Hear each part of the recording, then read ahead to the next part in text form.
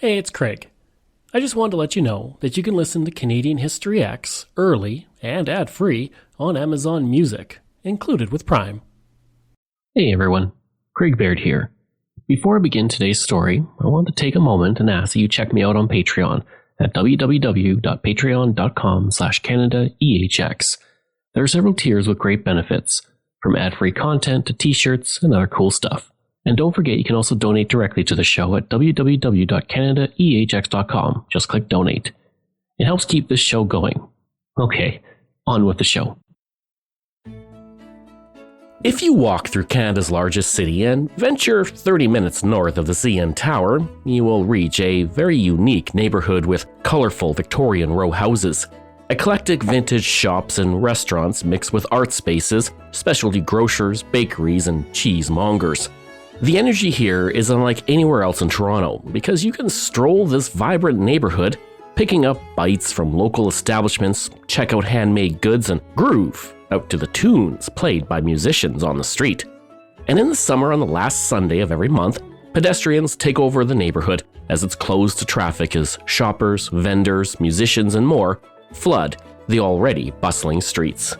This is a place steeped in multiculturalism and history. From its time as a parade ground for troops in the 1830s to a starring role on Canadian television in the 1970s, the area has been described as more legend than district. I'm Craig Baird. This is Canadian History X, and today we're going more than window shopping as we walk like Al Waxman through the iconic Kensington Market.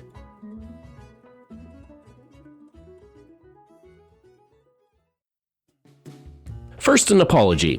I'm coming off the flu, so my voice may sound a bit different. Long before Europeans ever set foot in North America, the area of Kensington Market sits on the traditional territory of the Mississauga of the Credit, the Anishinaabeg, the Chippewa, the Haudenosaunee, and the Wendat peoples. For centuries, the area was heavily forested, home to various animals. Prior to European settlement, it was a path for whoever happened to walk through on a journey to parts unknown. In the late 1700s, the land was surveyed by colonial administrators and divided into pieces for officers and officials. During these years, the future Kensington Market sat on what was known as Lots 16, 17, and 18. The next part of the story might be familiar to you if you listened to my episode about the Family Compact from February 2025. You'll remember just how powerful that group was, and one of the members was Captain John Denison. He was a militia leader, miller, and brewer, and he married Sophia Taylor in December 1782. 10 years later, John and his wife moved with their 3 young sons, George Taylor, Thomas John, and Charles, to Upper Canada in 1792. The Denisons initially settled in Kingston and were family friends of Peter Russell, who you might recall succeeded John Graves Simcoe as administrator of Upper Canada in 1796. Together, they became influential figures in the development of York, now Toronto, Ontario. When Captain John Denison died in 1824, George Taylor inherited the land and quickly used the family fortune to buy more property. Among his many purchases were Lot 17 and half of Lot 18, where he established a beautiful family estate, including a mansion he called Bellevue. As the elder son in such a prominent family, George lived in the lap of luxury. He cut down swaths of trees so sunlight could reach the windows of his new home. He also cleared a square of land on the property in front of his house to be used by the local volunteer cavalry unit he financed as a parade ground. Today it's known as Bellevue Square Park. By the time George passed away in 1853, he owned 2.25 square kilometers of land, which his son, Robert, inherited. He immediately took over Bellevue House and the land around it, which he parceled out into smaller lots more suitable for homes. He offered each one for $350. When those did not sell, he divided the lots into 3 mini-lots, thereby lowering the price. This decision had a major impact on the future of Kensington Market, as the narrow Victorian homes were built on those thin strips of land. In 1858, Robert Denison donated land and funds to build the Anglican Church of St. Stephen in the Fields. This beautiful church, which stands to this day, was designed by Thomas Fuller, the same man who built the original Parliament buildings in Ottawa. Victorian row houses popped up in the 1880s. They were quick to build and moderate in size, and before long, Scottish and Irish immigrants moved in. And they were the first of many. The first threads in a rich and colorful tapestry of immigrants forever woven into Kensington Market.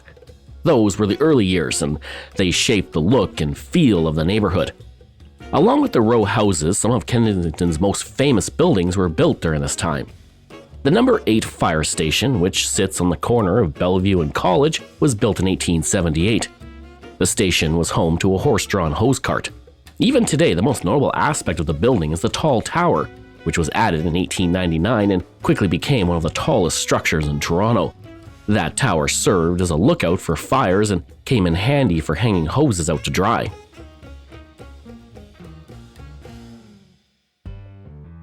Now, by the time Robert Dennison died in 1900, he had already sold the Bellevue family home, which had fallen into disrepair. In fact, by 1889, the land the home sat on was worth more than the structure itself, and a year later, the house was torn down. Robert Dennison died no longer being a landowner of the Kensington area, which had been built up almost solidly from College to Dundas. As the 19th century moved into the 20th, Eastern European and Jewish immigrants moved into Kensington from the Ward.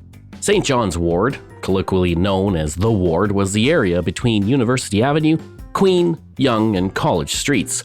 It was the receiving point for many immigrants arriving in Toronto.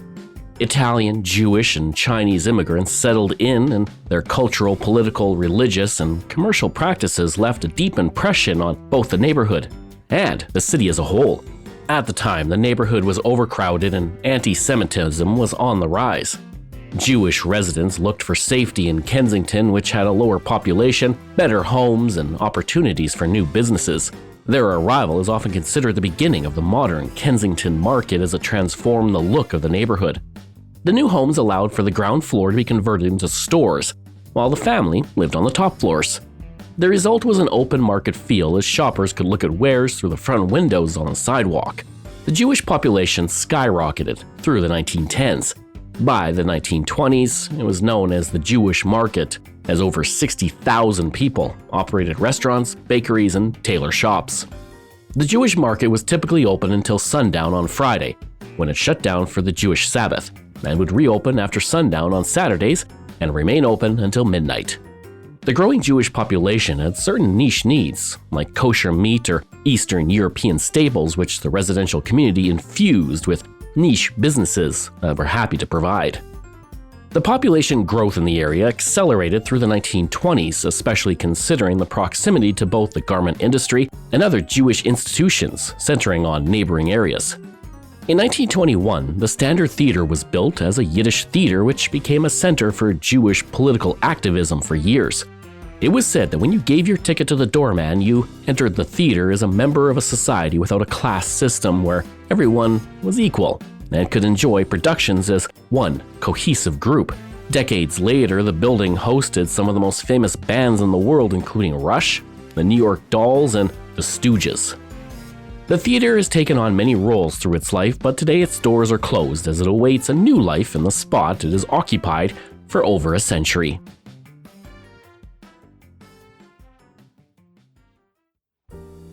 With such a large Jewish population, Kensington Market once had over 30 synagogues.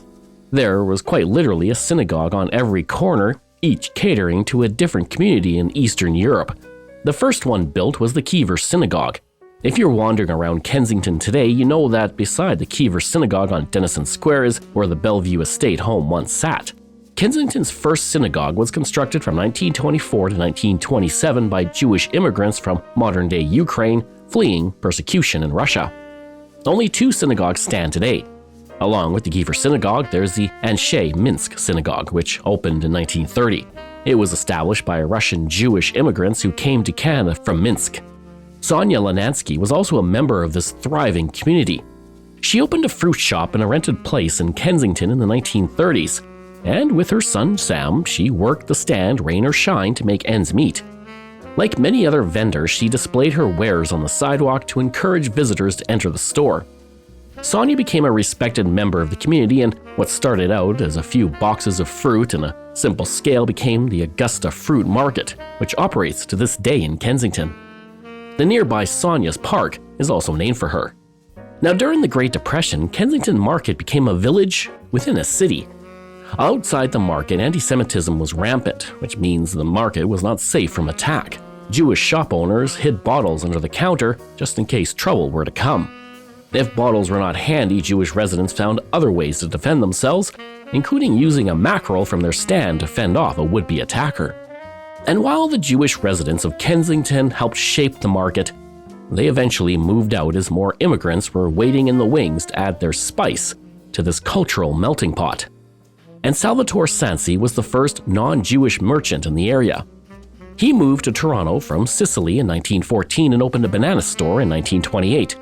Known as Sansi's Tropical Foods, the small business was at risk of becoming obsolete until it was proposed to his daughter Frances that the family branch out from bananas and start receiving mangoes from Jamaica. The change, and spurred on by a growing Jamaican presence in the market, and Toronto in general, marked an important shift in Kensington Market's history as a new wave of immigrants was ready to arrive to continue to shape the market's cultural mosaic.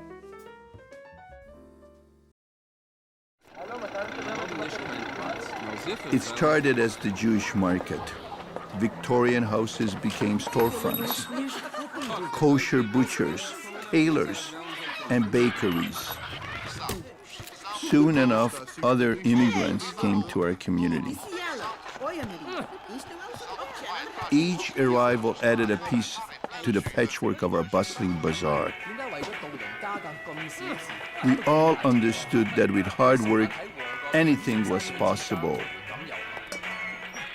Over time, faces and languages changed, but the spirit of our village inside the city remained.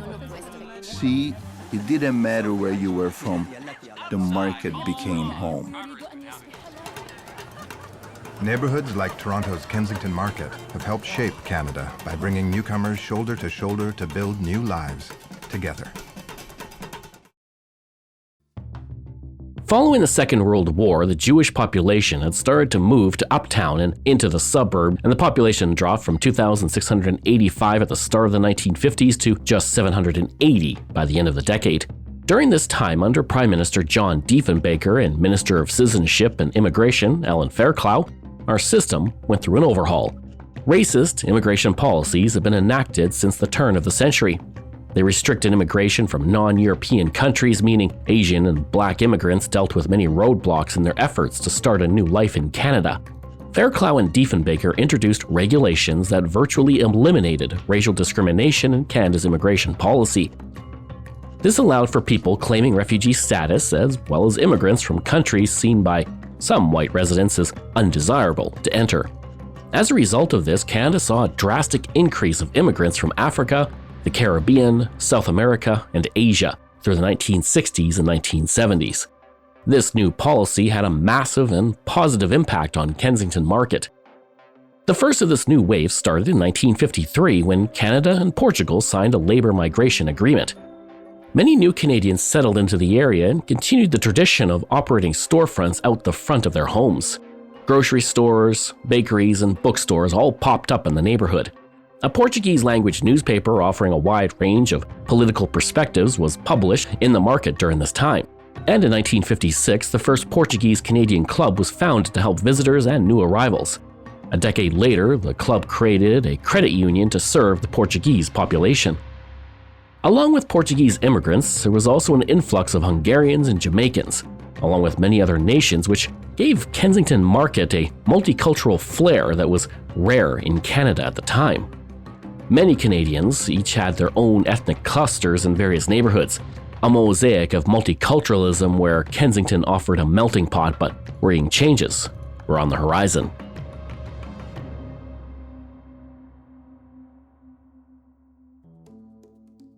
As Kensington Market became a beacon of multicultural cooperation, the city was looking to alter everything about the historic area. During the 1960s, Toronto City Council was pro-development and into tearing down old and historic buildings to make way for apartment buildings, office towers, and highways. Council even wanted to demolish Toronto's old City Hall after the new City Hall was built in 1965. Plans were made to replace that stunning building, once the tallest structure in Canada, with a retail complex and several skyscrapers.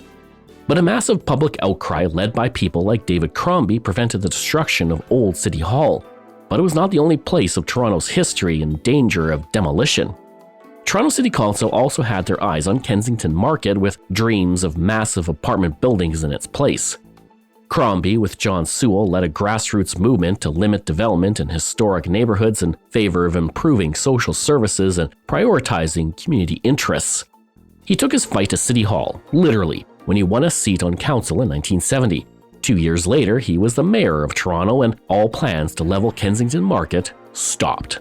The market was saved, and throughout the early 1970s, immigrants from India, Korea, Vietnam, and the Philippines arrived. At the same time, Chinatown was expanding westward, eventually reaching the border of Kensington Market.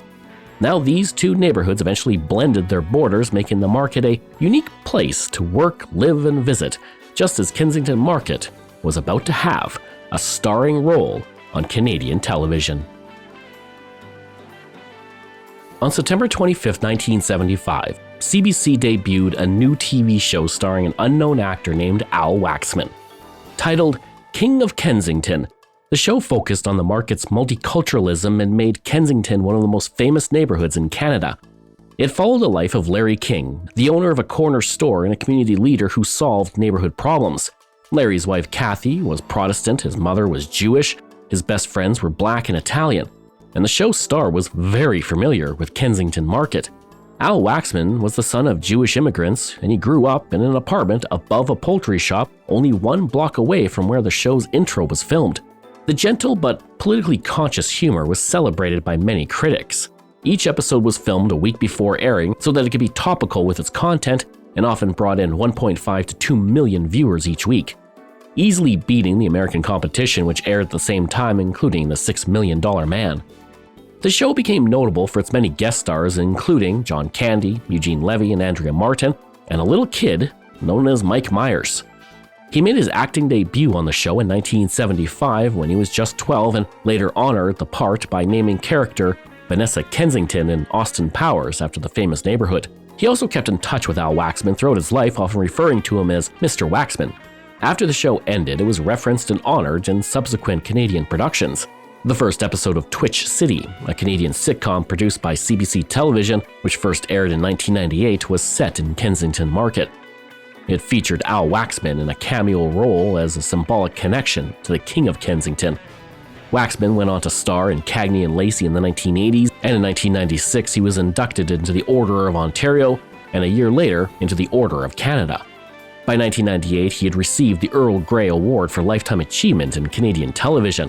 Waxman died in Toronto in 2001, and following his death, a statue of him, created by Ruth Abernethy, was erected in Kensington Market. The inscription in front of the statue reads, "There's lots to do down the road, there's always more. Trust your gut instincts. In small matters, trust your mind. But in the important decisions of life, trust your heart."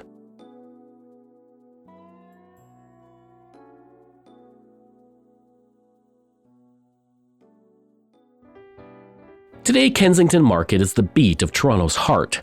It's a major tourist attraction, and visitors can commingle with writers and artists and anyone in between. The vibrant community has been under threat of gentrification, though, as property values soar.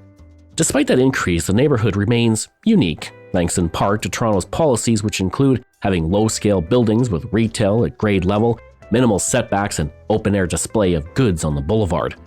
This has kept it mostly intact, as it was not suited to modern transportation. Streets are narrow with minimal parking. Pedestrians have mostly free rein to walk down the street in what feels like an open-air market. This pedestrian-friendly atmosphere is symbolized in the garden car. This non-permanent landmark was first installed in 2006 by Street Surfer people. There have been 3 cars so far, which also double as a community garden. In November of 2006, Kensington Market was also made a National Historic Site of Canada. But before I leave you, did you know a war was fought in Kensington Market? The Jamaican or beef patty began by mixing an empanada-style turnover introduced by the Spanish with pastries from Cornish immigrants and spices used by immigrants from India. Some Jamaican immigrants who settled in Toronto began to sell their beef patty pastry, and it quickly grew in popularity and small Jamaican bakeries opened in Kensington Market. But trouble was brewing. Fast food restaurants selling hamburgers felt that the beef patty sold by Jamaican bakeries did not meet the definition under the Meat Inspections Act. The act defined a beef patty as seasoned meat, not enclosed in dough. In the mid-1980s, a war came to Kensington Market because in 1985, government inspectors ordered the Jamaican restaurants to change business names, signage, and packaging and remove the words beef patties.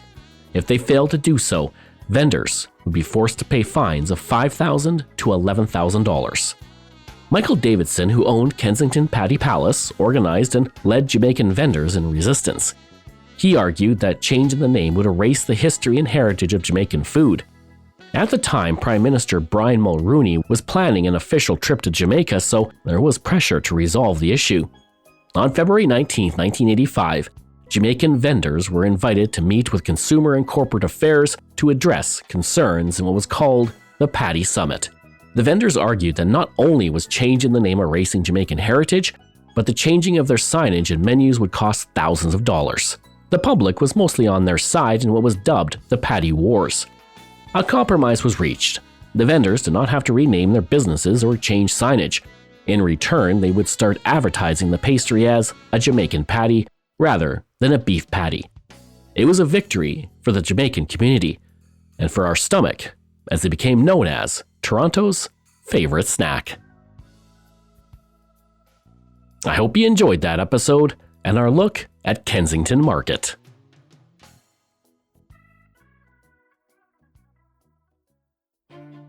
This show is researched, produced, and written by me, Craig Baird, with the help of Dila Velasquez. Audio production and design by Rosalind Kufor. If this is your first time listening and you like what you heard, please take a moment and give us a 5-star review to help other people find these amazing stories. And there are so many for you to sink your teeth into. If you enjoy this podcast, then please check out my other podcasts, From John to Justin, Canada, A Yearly Journey, Pucks and Cups, and Canada's Great War. We love hearing from you, so if you have a show topic you want me to cover, email me at craig@canadaehx.com. Or stop by my website and social media. I'll include all of those in my show notes. Until next time, I'm Craig Baird, and this is Canadian History X.